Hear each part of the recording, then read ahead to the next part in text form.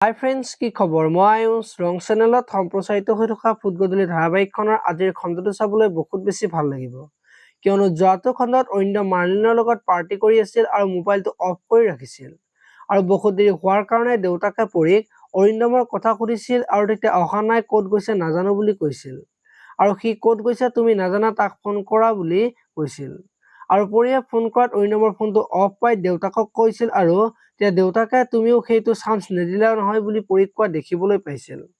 আৰু আজিৰ খণ্ডটোত পৰীয়ে দেউতাকক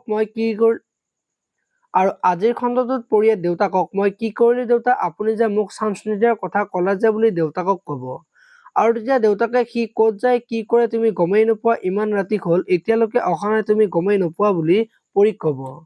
আৰু পৰীয়ে মোক একো কৈ যোৱা নাই, আহোঁতে দেৰি হ'ব, মোক ফোন কৰি নাথাকিবা বুলি কোৱা কথাবোৰ দেউতাকৰ আগত কোৱা দেখিবলৈ পাব। ইফালে আকৌ অৰিন্দম আজি মদ খাই ঘৰলৈ আহিব আৰু তেতিয়া পৰীয়ে ইমান ৰাতি ক'ত আছিলা বুলি সুধিব। মই য'তেই নাযাওঁ তুমি কোন সুধিব বুলি ক'ব আৰু পৰীক ৰুমৰ পৰা যাবলৈ ক'ব। আৰু তেতিয়া পৰীয়ে নাযাওঁ বুলি কোৱাত পৰীক বিচনাৰ পৰা ছাইড কৰি দিয়া দেখিবলৈ পাব। এতিয়া বাৰু পৰীয়ে কি কৰিব দেখিবলৈ পাব আজিৰ খণ্ডটোত। আপোনালোকে ফুটগধূলি ধাৰাবাহিকখন চাই কেনেকুৱা পায় কমেণ্ট কৰি জনাব। আৰু যদি আপোনালোকে এতিয়ালৈকে চেনেলটো ছাবস্ক্ৰাইব কৰা নাই, তেতিয়াহ'লে চেনেলটো ছাবস্ক্ৰাইব কৰি ভিডিঅ'টোত এটা লাইক কৰি দিব। ধন্যবাদ।